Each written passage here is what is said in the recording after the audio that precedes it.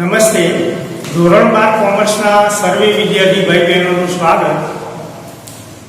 આજે આપણે વિષય નામાના મૂળ તત્વો પ્રકરણ નંબર 4 ભાગીદારીનું પુનર્ગઠન એનું લેક્ચર નંબર 3 શરૂ કરીએ છીએ. અગાઉના બે લેક્ચરની અંદર આપણે થિયરિકલ બાબતોની ચર્ચા કરી, ત્યાગનું પ્રમાણ, લાભના પ્રમાણના દાખલાઓની ગણન કાર્ય કર્યું, પુનર્ગઠન અંગેની હિસાબી નોંધોની ચર્ચા કરી.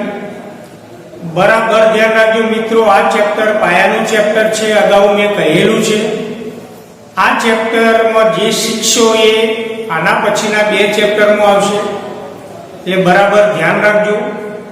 આજે આપણે હિસાબી નોંધો જે ભણ્યા એના સંદર્ભમાં સ્વાધ્યાયના દાખલાનું ગણન કાર્ય કરીએ. પ્રશ્ન નંબર 7, નીચેની મિલકતો અને દેવોના પુનઃમૂલ્યાંકન અંગેની આમનોંધ લખો. તો આપણે આ આમનોંધનો નમૂનો બનાવ્યો. ખાલી જગ્યા પેઢીની આમનોંધ.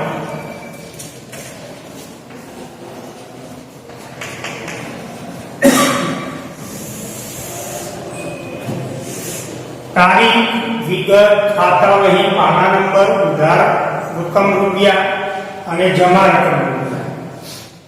મિત્રો ફરીથી ટૂંકમાં ચર્ચા કરી દઉં કે પુનઃમૂલ્યાંકન અંગેની હિસાબી નોંધો લખીએ તો એના સંદર્ભમાં પુનઃમૂલ્યાંકન ખાતું બનાવવામાં આવે છે. એક જ બાબત યાદ રાખજો એટલે બધી નોંધોનો ખ્યાલ આવી જશે કે જો પેઢીને ફાયદો થતો હોય તો પુનઃમૂલ્યાંકન ખાતું જમા થાય અને જે તે મિલકત કે દેવાનું ખાતું ઉધાર થાય. પેઢીને જો નુકસાન થતું હોય તો પુનઃમૂલ્યાંકન ખાતું ઉધાર થાય અને જે તે મિલકત કે દેવાનું ખાતું જમા થાય. એટલે જે વ્યવહાર આપ્યો હોય એ વ્યવહારના પરિણામે ફાયદો થાય તો પુનઃમૂલ્યાંકન ખાતું જમા, મિલકત કે દેવાનું ખાતું ઉધાર. નુકસાન થતું હોય તો પુનઃમૂલ્યાંકન ખાતું ઉધાર અને જે તે મિલકત કે દેવાનું ખાતું જમા. રકમની અંદર જુઓ, મિલકત અને દેવો, ચોપડે કિંમત અને પુનઃમૂલ્યાંકન કિંમત. પુનઃમૂલ્યાંકન કિંમત એટલે ફરીથી નવી નક્કી કરેલી કિંમત, બજાર કિંમત. એમાં પહેલો મુદ્દો યંત્રો. ચોપડે કિંમત 1 લાખ અને પુનઃમૂલ્યાંકન કિંમત 80,000. ચોપડે કિંમત 1 લાખ યંત્રો અને બજાર કિંમત 80,000. યંત્ર એ મિલકત કહેવાય. તો મિલકતમાં 20,000 નો ઘટાડો થાય. મિલકત ઘટે તો નુકસાન થાય, મિલકતની કિંમત વધે તો ફાયદો થાય, દેવું ઘટે તો ફાયદો થાય, દેવું વધે તો નુકસાન થાય. તો યંત્ર મિલકત, ચોપડી કિંમત 1 લાખ, પુનઃમૂલ્યાંકન કિંમત એટલે બજાર કિંમત 80,000, તો 20,000 નો ઘટાડો થાય. પુનઃમૂલ્યાંકન ખાતામાં વધારા ઘટાડાની એટલે કે તફાવતની રકમની નોંધ થાય તો 20,000 રૂપિયાની યંત્રોની ચોપડી કિંમતમાં ઘટાડો થયો તો યંત્ર એ મિલકત કહેવાય. ચોપડી કિંમત કરતા બજાર કિંમત ઓછી છે, યંત્રોની કિંમત ઘટી, પેઢીને નુકસાન થયું. નુકસાન થયું એટલે પુનઃમૂલ્યાંકન ખાતે ઉધાર 20,000 કે યંત્રોની કિંમત ઘટાડવા માટે એ યંત્રો ખાતે જમા રૂપિયા 20,000. પહેલી નોંધ ફરીથી, યંત્રોની કિંમત ઘટવાથી પેઢીને નુકસાન થયું માટે પુનઃમૂલ્યાંકન ખાતે ઉધાર 20,000 જેટલી રકમનો ફેરફાર થાય એટલી રકમ તે યંત્રોની કિંમત ઘટાડવા માટે તે યંત્રો ખાતે જમા રૂપિયા 20,000. હાલ આપણે બાબત જે લખતા નથી, જ્યારે હિસાબી નોંધો લખીએ તો બાબત જે લખવી પડે.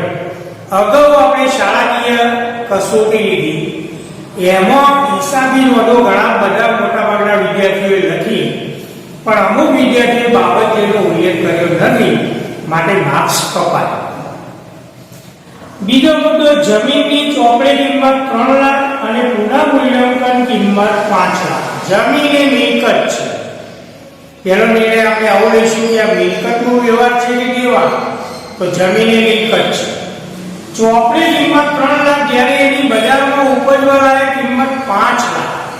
તો બજાર કિંમત વધી, જમીનની કિંમત વધી, માટે તફાવતની રકમ 2 લાખ. તો નોટ 2 લાખ. જમીન એ મિલકત છે, મિલકતની કિંમત વધે તો ફાયદો થાય. તો 2 લાખ રૂપિયા પેઢીને ફાયદો થયો.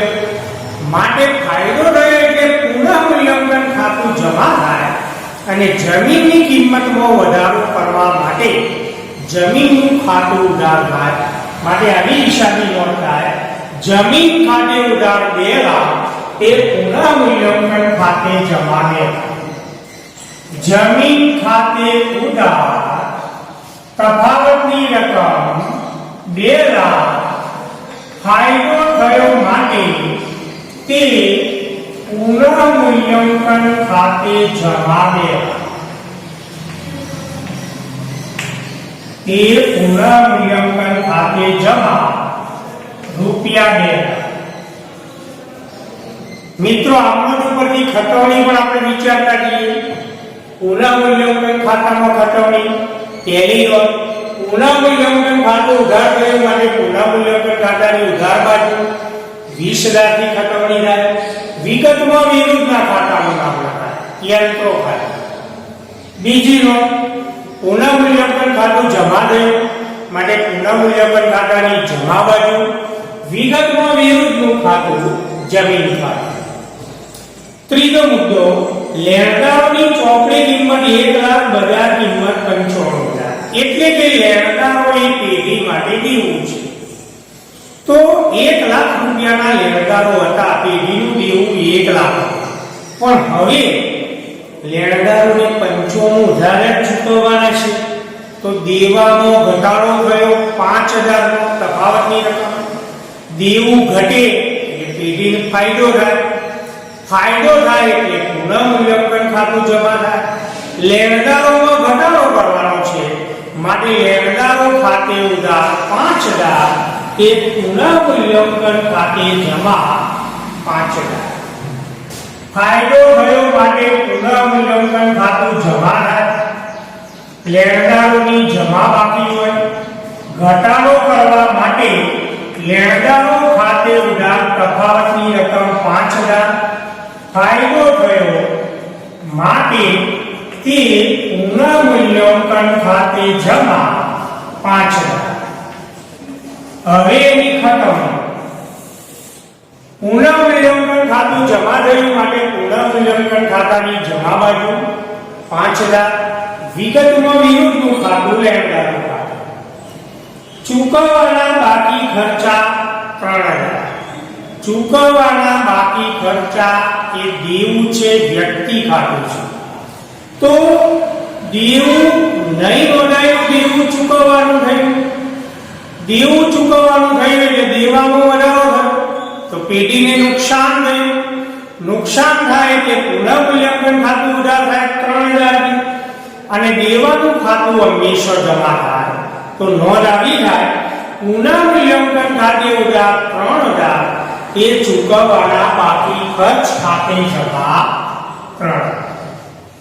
દેવું વધ્યું, પેઢીને નુકસાન થયું.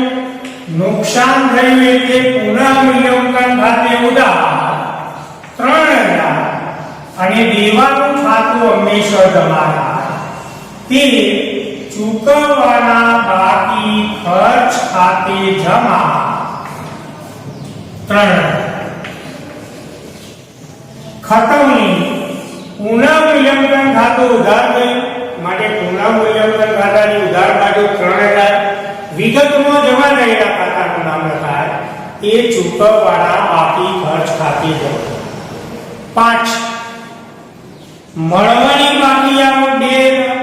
મળવાની બાકી આવક એ વ્યક્તિ ખાતું છે, પેઢી માટે લેણું છે. તો પેઢીનું લેણું વધ્યું એટલે ફાયદો થયો. ફાયદો થયો એટલે પુનઃમૂલ્યાંકન ખાતું જમા થાય. અને મળવાની બાકી આવક એ લેણું છે, તો લેણાનું ખાતું ઉધાર થાય. માટે હિસાબી નોંધ, મળવાની બાકી આવક ખાતે ઉધાર 2,000 તે પુનઃમૂલ્યાંકન ખાતે જમા. લેણાનું ખાતું ઉધાર તો મળવાની બાકી આવક પેઢી માટે લેણું છે માટે મળવાની બાકી આવક ખાતે ઉધાર 2000. પેઢીને ફાયદો થયો માટે તે પુનઃમૂલ્યાંકન ખાતે જમા 2000. ખતમની પુનઃમૂલ્યાંકન ખાતાની જમા બાજુ વિગતમાં ઉધાર થયેલા ખાતાનું નામ લખાય મળવાની બાકી આવક. તો મિત્રો એક તો નાના નાનાની ગણતરી કરી. મિલકતની કિંમત વધે તો ફાયદો થાય તો પુનઃમૂલ્યાંકન ખાતું જમા, જે તે મિલકતનું ખાતું ઉધાર. મિલકતની કિંમત ઘટે તો નુકસાન થાય, પુનઃમૂલ્યાંકન ખાતું ઉધાર, તે જે તે મિલકત ખાતે જમા. દેવું વધે તો પેઢીને નુકસાન થાય તો પુનઃમૂલ્યાંકન ખાતું ઉધાર, તે જે તે દેવાનું ખાતું જમા. દેવામાં ઘટાડો થાય તો પેઢીને ફાયદો થાય, ફાયદો થાય એટલે પુનઃમૂલ્યાંકન ખાતું જમા અને જે તે દેવાનું ખાતું ઉધાર થાય. હવે પુનઃમૂલ્યાંકન ખાતામાં સરવાળા કરી અને જે ડિફરન્સ આવે એને નફો કે ખોટ કહેવાય. નફો મૂડી કે ચાલુ ખાતે જમા થાય જૂના પ્રમાણમાં, અને ખોટ હોય તો એ ખોટ ભાગીદારના મૂડી કે ચાલુ ખાતે જૂના પ્રમાણમાં ઉધાર થાય, તે પુનઃમૂલ્યાંકન ખાતે જમા થાય. તો આપણે એક નાના દાખલાની ગણતરી કરીએ. પુનઃમૂલ્યાંકન ખાતાનો નફો કે ખોટ ભાગીદારો વચ્ચે જૂના પ્રમાણમાં વહેંચવામાં આવે છે. ટેસ્ટની અંદર વિદ્યાર્થીઓએ પુનઃમૂલ્યાંકન ખાતાનું જે પરિણામ શોધ્યું તો ઉધાર બાકી હોય તો ખોટ કહેવાય, પણ ઘણા વિદ્યાર્થીઓએ નફો શબ્દ લખ્યો. એટલે આવી ગંભીર ભૂલ હવે ના થાય એનું બરાબર ધ્યાન રાખજો. હવે પ્રશ્ન નંબર 10. રાજેશ, પુષ્પા અને પ્રતિભા શ્રીનાથજી ટ્રેડર્સ નામની એક પેઢીના ભાગીદારો. તેમની વચ્ચે નફા નુકસાન વહેંચણીનું પ્રમાણ 2:3:1 છે જૂનું પ્રમાણ. તારીખ 31/3/17 ના રોજ પેઢીનું પાકું સરવૈયું આપ્યું. પાકા સળિયા નીચે સૂચના આપી કે ઉપરોક્ત પાકા સળિયાની તારીખે ભાગીદારોએ નફા નુકસાન વહેંચણી પ્રમાણ બદલીને નવું પ્રમાણ 1:1 નક્કી કર્યું. આ તારીખે ધંધાની મિલકતો દેવાનું પુનઃમૂલ્યાંકન કરવાનું નક્કી કર્યું. એની માહિતી આપી. 7 મુદ્દા. ઉપરની માહિતી પરથી પેઢીના ચોપડે આમનોંધ લખી અને પુનઃમૂલ્યાંકન ખાતું તૈયાર કરો. તો ઝડપથી આમનોંધની રીતો જોઈએ. મિત્રો વ્યવહારો વધારે છે તો એક પેજ કરતા વધારે જગ્યાની જરૂર પડશે, તો એ પ્રમાણે લીટીઓ દોરવી અને આમનોંધ લખ્યા પછી પુનઃમૂલ્યાંકન ખાતું બનાવી દઈએ.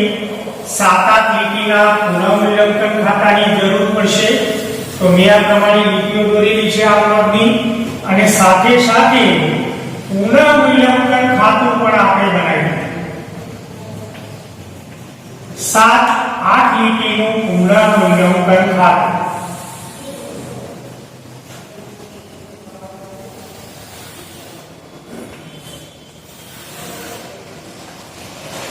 આ પુનઃમૂલ્યાંકન ખાતાની જમા બાજુ, આ પુનઃમૂલ્યાંકન ખાતાની ઉધાર બાજુ. હવે થોડીક ઝડપથી આપણે દાખલો પૂર્ણ કરીશું.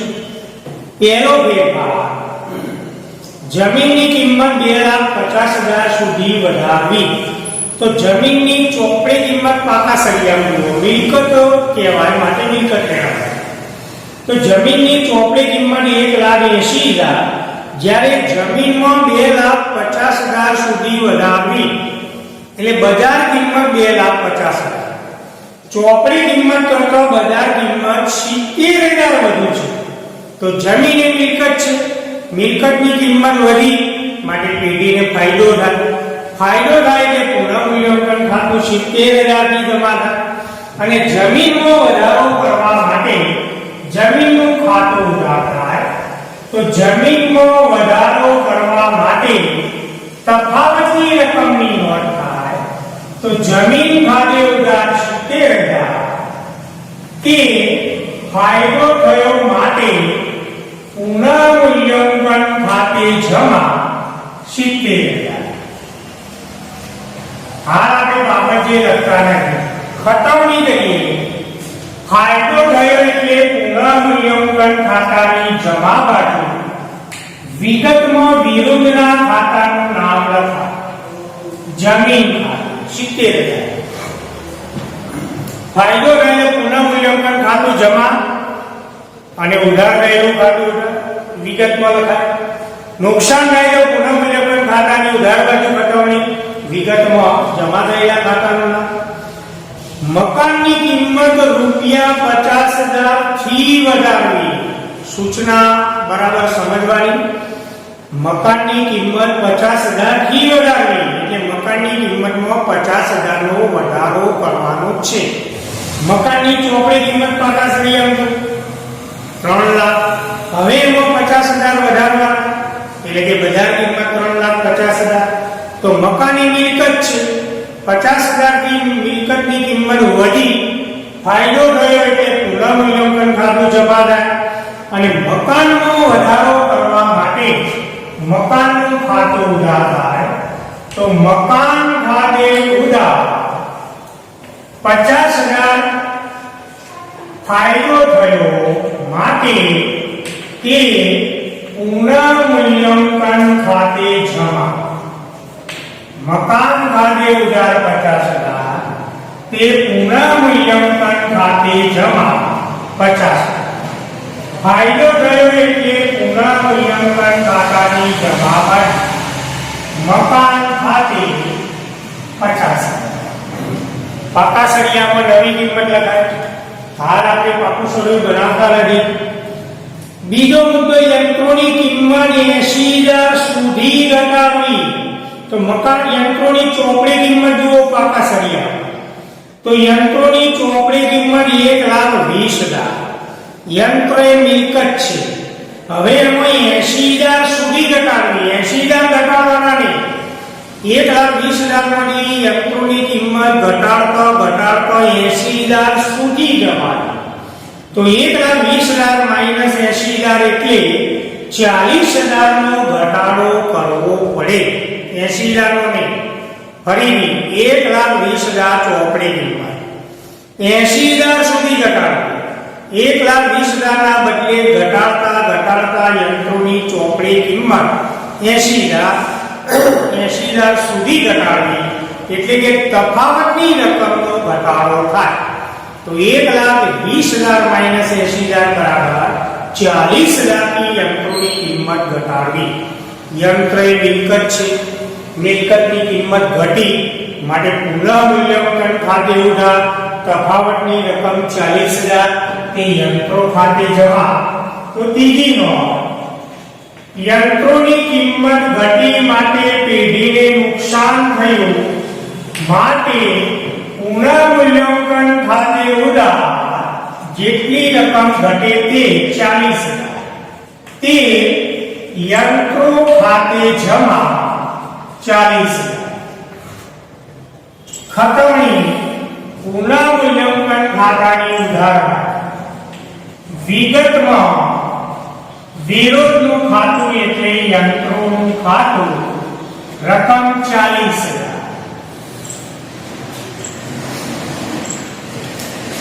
જેવા રોકાણોની કિંમતમાં 30% નો ઘટાડો કરવો. રોકાણો એ મિલકત કહેવાય. પાકા સળિયામાં ચોપડી કિંમત 40,000. હવે એના 30% ઘટાડવાના તો 40,000 ના 30% એટલે 12. રોકાણ એ મિલકત છે તો રોકાણી મિલકત છે. મિલકતની કિંમત ઘટી માટે પેઢીને નુકસાન થયું. નુકસાન થયું એટલે પુનઃમૂલ્યાંકન ખાતે ઉધાર 12,000. અને રોકાણોનો ઘટાડો કરવા માટે તે રોકાણો ખાતે જમા. રોકાણો એ મિલકત છે. મિલકતની કિંમત ઘટી માટે પુનઃમૂલ્યાંકન ખાતે ઉધાર 40,000 ના 30% એટલે 12.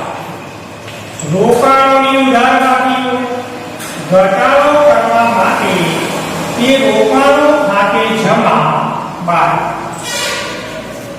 ખતમણી પુનઃમૂલ્યાંકન ખાતાની ઉધાર બાજુ વિગતમાં વિરોધના ખાતાનું નામ રોકાણો ખાતું 12. દેવાદારો પર 20% ગાળખા અનામત અને 5% દેવાદારો પર વટાવ અનામતની જોગવાઈ. બે જોગવાઈઓ, ગાળખા અનામત અને દેવાદારો પર વટાવ અનામત. વાર્ષિક હિસાબો આપણે ભણી ગયા ધોરણ 11 અને 12 તો દેવાદારો પાકા સળિયામાં 50,000 આપે. ગણતરી કરી દેવાદારો 50,000. સૌથી પહેલા ગાળખા અનામત બાદ તો -20% ગાળખા અનામત. 50,000 ના 20% એટલે 10,000. તો ગાળખા અનામતની રકમ 10. ગાળખા અનામતની રકમ બાદ કર્યા પછીની રકમ પર -5% દેવાદારો પર વટાવ અનામત. તો 40,000 ના 5% એટલે 2,000. તો ગાળખા અનામત 10,000 અને દેવાદારો પર વટાવ અનામત 2,000. હવે એની આપણે જોગવાઈ કરીએ તો પુનઃ આમ તો નફા નુકસાન ખાતાની જોગવાઈ થાય, પણ આ ચેપ્ટરમાં આપણે નફા નુકસાન ખાતું બનાવતા નથી. પુનઃમૂલ્યાંકન ખાતું બનાવીએ છીએ, કામ ચલાઉ ખાતું છે. તો પુનઃમૂલ્યાંકન ખાતેથી આપણે 10,000 ગાળખા અનામત અને 2,000 દેવાદારો પર વટાવ અનામતની જોગવાઈ કરીશું. તો પુનઃમૂલ્યાંકન ખાતાનો નફો ઘટશે માટે પુનઃમૂલ્યાંકન ખાતે ઉધાર ટોટલ રકમ 10,000 વત્તા 2,000 તે જોગવાઈઓની જમા બાકી હોય માટે તે ગાળખા અનામત ખાતે જમા 10,000 તે દેવાદારો પર વટાવ અનામત ખાતે જમા 2,000. સંયુક્ત નોંધ પણ લખી શકાય, બંનેની અલગ અલગ નોંધ પણ લખી શકાય. અલગ નોંધ લખવી હોય આપણે પહેલા ગાળખા પુનઃમૂલ્યાંકન ખાતે ઉધાર 10,000 તે ગાળખા અનામત ખાતે જમા 10,000 દેવાદારો પર વટાવ એની જોગવાઈ. પુનઃમૂલ્યાંકન ખાતે ઉધાર 2,000 તે ગાળખા અનામત ખાતે જમા 2,000. આપણે સમય બચાવવા માટે સંયુક્ત નોંધ લખશું. નફામાં ઘટાડો માટે પુનઃમૂલ્યાંકન ખાતે ઉધાર ટોટલ રકમ 10,000 વત્તા 2,000 એટલે 12 તે ગાળખા અનામત ખાતે જમા 10,000 તે દેવાદારો પર વટાવ અનામત ખાતે જમા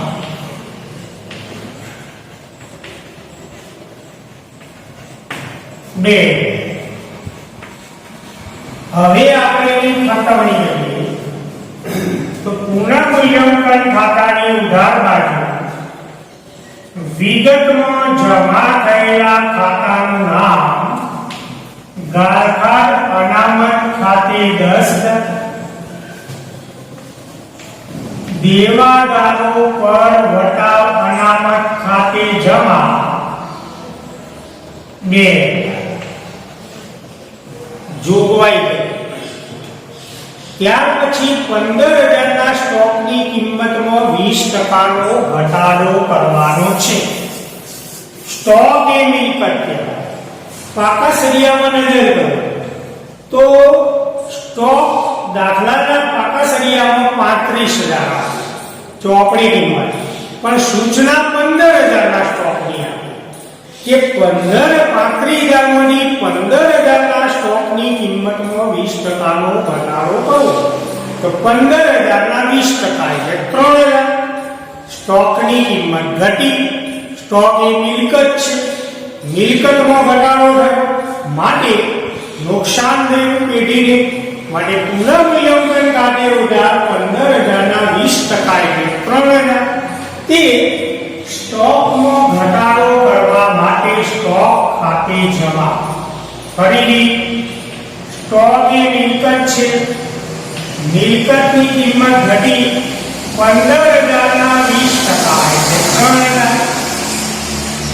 એ સ્ટોકની ઉધાર બાકી હોય, ઘટાડો કરવા માટે તે સ્ટોક ખાતે જમા 3,000. ખતમણી. પુનઃમૂલ્યાંકન ખાતાની ઉધાર બાજુ જમા થયેલા ખાતાનું નામ સ્ટોક ખાતે 3,000. 6. 20,000 ના લેણદારોને હવે રકમ ચૂકવવાની નથી. પાકા સળિયામાં નજર કરો, મૂડી દેવો. લેણદારો કુલ આપ્યા 1,70,000 દેવું કહેવાય વેપારી, પણ સૂચના 20,000 ના લેણદારોને ધ્યાનમાં લઈશું. 20,000 ના લેણદારોને હવે રકમ ચૂકવવાની નથી. તો કુલ લેણદારો હતા 1,70,000, એમાંથી હવે 20,000 રૂપિયાના લેણદારો ચૂકવવાના નથી. એટલે કે દેવામાં ઘટાડો થયો. દેવું ઘટે એટલે ફાયદો. ફાયદો થાય એટલે પુનઃમૂલ્યાંકન ખાતું જમા. લેણદારોની જમા બાકી હોય તો દેવામાં ઘટાડો કરવા માટે લેણદારોનું ખાતું ઉધાર. તો લેણદારોમાં ઘટાડો કરવા માટે લેણદારો ખાતે ઉધાર 20,000. પેઢીને ફાયદો થયો માટે તે પુનઃમૂલ્યાંકન ખાતે જમા 20,000. ખતમણી કરીએ.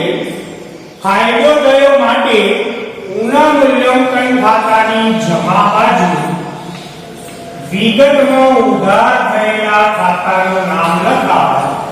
લેણદારો ખાતે 20,000.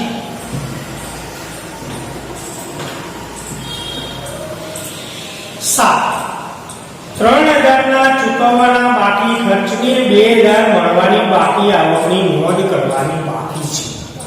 આ બંને વ્યવહારો પેઢીના ચોપડે નોંધાયા નથી, માટે આપણે નોંધવા પડે.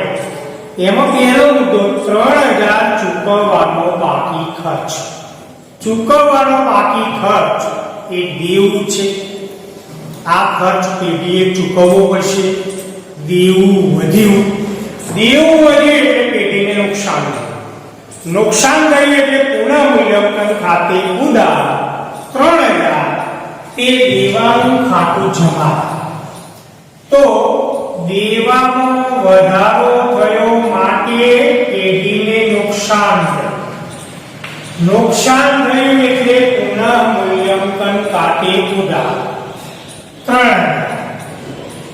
તે જે દેવાનું ખાતું જમા થાય તો તે ચૂકવવાના બાકી ખર્ચ ખાતે જમા. પુનઃમૂલ્યાંકન ખાતે ઉધાર 3,000 તે ચૂકવવાના બાકી ખર્ચ ખાતે જમા. છેલ્લો મુદ્દો 2,000 મળવાની બાકી આવક ચોપડે નોંધી નથી. મળવાની બાકી આવક એ પેઢી માટે લેણામાં વધારો થયો. પાકા સળિયામાં જો મળવાની બાકી આવક 4,000 હતી, બીજી 2,000 આવક મળવાની બાકી છે. લેણામાં વધારો થયો, પેઢી માટે ફાયદો થયો, માટે પુનઃમૂલ્યાંકન ખાતું જમા થાય અને લેણાનું ખાતું ઉધાર થાય. હિસાબી નોંધ આવી થાય. મળવાની બાકી આવક લેવું છે માટે મળવાની બાકી આવક ખાતે ઉધાર 2,000 તે ફાયદો થયો એટલે પુનઃમૂલ્યાંકન ખાતે જમા. એવું ચૂકવવાનો બાકી ખર્ચ 3,000, તો પાકા સળિયામાં ચૂકવવાનો બાકી ખર્ચ 10,000 હતો અને બીજા 3,000 ચૂકવવાના બાકી, તો દેવું વધ્યું એટલે પુનઃમૂલ્યાંકન ખાતે ઉધાર 3,000 તે ચૂકવવાના બાકી ખર્ચ ખાતે જમા. અહીંયા છેલ્લી નોંધ મળવાની બાકી આવક પેઢી માટે લેવું છે માટે લેણાનું ખાતું ઉધાર થાય.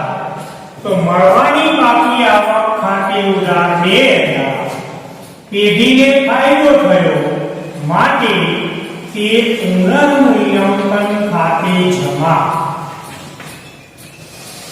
2 ખતમ. ફાયદો થયો એટલે પુનઃમૂલ્યાંકન ખાતાની જમા બાજુ મળવાની બાકી આવક ખાતે 2 પુનઃમૂલ્યાંકન ખાતું એની એન્ટ્રી થઈ ગઈ.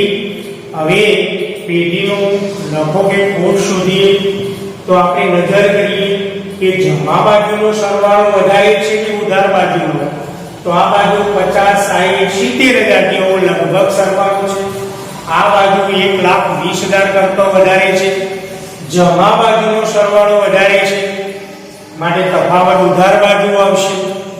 તો પુનઃમૂલ્યાંકન ખાતાનો જમાનો સરવાળો વધારે થાય તો તફાવત ઉધારનો આવે એને પુનઃમૂલ્યાંકન ખાતાની જમા બાકી કહેવાય. અને આ પુનઃમૂલ્યાંકન ખાતાની જમા બાકી એટલે નફો કહેવાય. આ નફો ભાગીદારો વચ્ચે જૂના પ્રમાણમાં વહેંચાય. તો જૂનું પ્રમાણ દાખલામાં આપણે 2/3/1 તો આપણે જમા બાજુનો સરવાળો વધારે છે તો જમા બાજુનો સરવાળો પહેલા કરીએ. અહીંયા નફાની વહેંચણી કરવી પડશે ભાગીદારો વચ્ચે. ચારે લીટી જવા દઈશું અને પછી સીધી લીટીમાં આપણે સરવાળો કરીશું. 7 × 5 = 12, 2 14, 1,42,000. જમા બાજુનો સરવાળો 1,42,000. એ સરવાળો આપણે ઉધાર બાજુનો લીધો.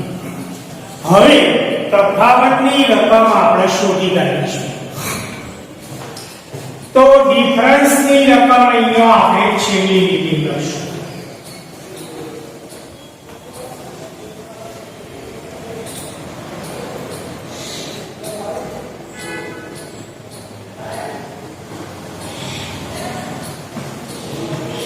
અહીંયા એક એન્ટ્રી મિત્રો રહી ગઈ. પુનઃમૂલ્યાંકન ખાતાની ઉધાર બાજુ ચૂકવવાના બાકી ખર્ચ 3.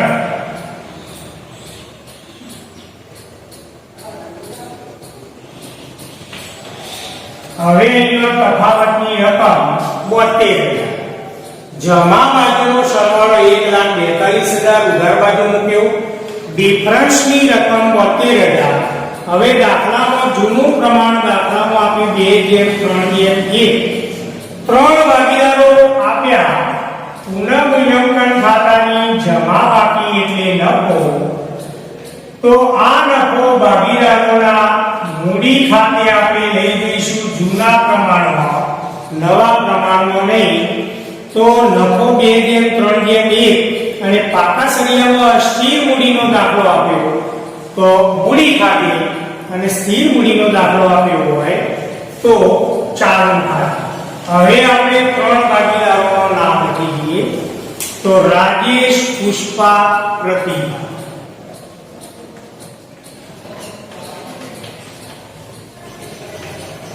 ₹72,000 ભાગ કરીશું 2/3/1. સરવાળો 6. 2 ષષ્ઠમાંશ, 3 ષષ્ઠમાંશ, 1 ષષ્ઠમાંશ. 2 ષષ્ઠમાંશ ગુણ્યા 72,000 એટલે 24. 2 ષષ્ઠમાંશ ગુણ્યા 72,000 એટલે 24,000 નફો રાજેશને મળશે. 3 ષષ્ઠમાંશ ગુણ્યા 72,000 એટલે 12 × 36,000 પુષ્પાની નફો મળશે. 1 ષષ્ઠમાંશ ગુણ્યા 72,000 એટલે 12. 24,000, 36,000 અને 12. છેલ્લી નોંધ નફા. મિત્રો, પુનઃમૂલ્યાંકન ખાતાનો નફો કે ખોટ જે હોય એની છેલ્લી હિસાબી નોંધ લખવી પડે. ટેસ્ટમાં ઘણા વિદ્યાર્થીઓ ખોટી નોંધ લખી એટલે માર્ક્સ કપાય. પુનઃમૂલ્યાંકન ખાતાની ઉધાર બાજુ નફો આવે તો પુનઃમૂલ્યાંકન ખાતે ઉધાર 72,000 તે રાજેશના મૂડી ખાતે જમા, તે પુષ્પાના મૂડી ખાતે જમા, તે પ્રતિભાના મૂડી ખાતે જમા. છેલ્લી નોંધ, પુનઃમૂલ્યાંકન ખાતે ઉધાર કુલ નફો 72,000 તે રાજેશના મૂડી ખાતે જમા 24,000 24,000. तीन पुष्पाना मूડી खाते जमा 36,00,000. तीन प्रतिभाना मूडी खाते जमा